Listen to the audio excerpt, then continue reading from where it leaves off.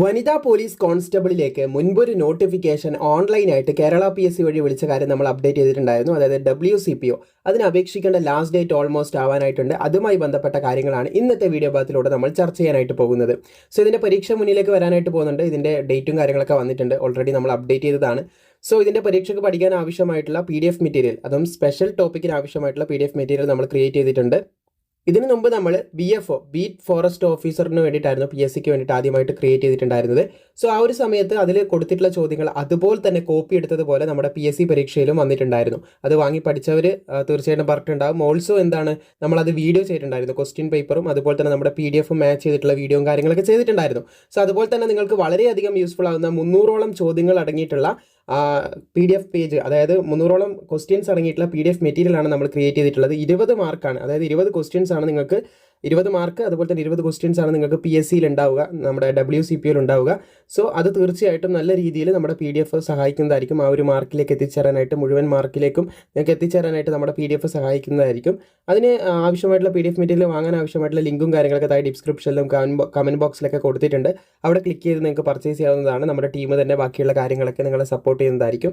എന്തായാലും നമുക്കിതിൻ്റെ ഇമ്പോർട്ടൻ്റ് ആയിട്ടുള്ള ഡീറ്റെയിൽസ്, അതായത് ലാസ്റ്റ് ഡേറ്റ് ആവാനായിരിക്കുകയാണ്. അതുകൊണ്ട് തന്നെ വളരെ അത്യന്താപേക്ഷികമായ വിവരങ്ങൾ മാത്രമേ ഈ ഒരു വീഡിയോ ഭാഗത്തിലൂടെ നമ്മൾ ചെക്ക് ചെയ്യുന്നുള്ളൂ.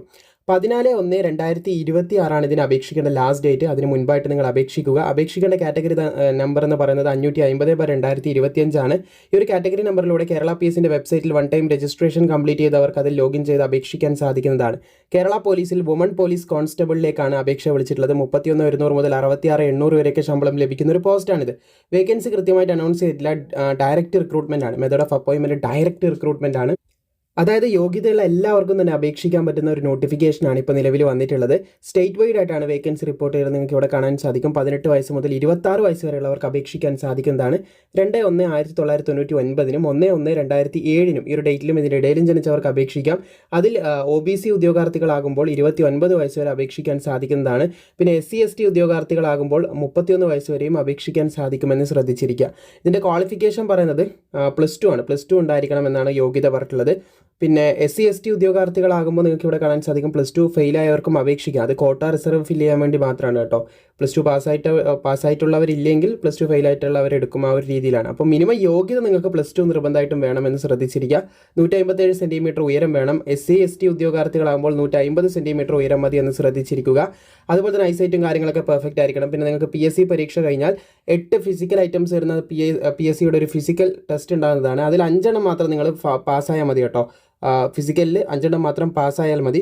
ഇവിടെ 8 എണ്ണം ഉണ്ട്. ഇതിലേതെങ്കിലും 5 എണ്ണം, 100 മീറ്റർ ഓട്ടം, high jump, long jump, putting the shot, 200 metre ഓട്ടം, throwing the cricket ball, shuttle race, അതുപോലെ സ്കിപ്പിംഗ്, ഇതിലേതെങ്കിലും 5 എണ്ണം നിങ്ങൾ പാസ്സായാൽ മതി. അതിന് ആവശ്യമായിട്ടുള്ള ടൈം, ഡിസ്റ്റൻസ്, അതുപോലെ തന്നെ കൗണ്ട് കാര്യങ്ങളൊക്കെ ഇവിടെ കൊടുത്തതായിട്ടും കാണാൻ സാധിക്കുന്നതാണ്. അപ്പോൾ നിങ്ങളുടെ അറിവിൽ ഈ പറഞ്ഞ യോഗ്യതയുള്ള സുഹൃത്തുക്കൾ ഉണ്ടെങ്കിൽ അവരിലേക്ക് ഷെയർ ചെയ്യുക. വീഡിയോ ഇഷ്ടപ്പെട്ടാൽ ലൈക്ക് ചെയ്യാനും മറക്കേണ്ട.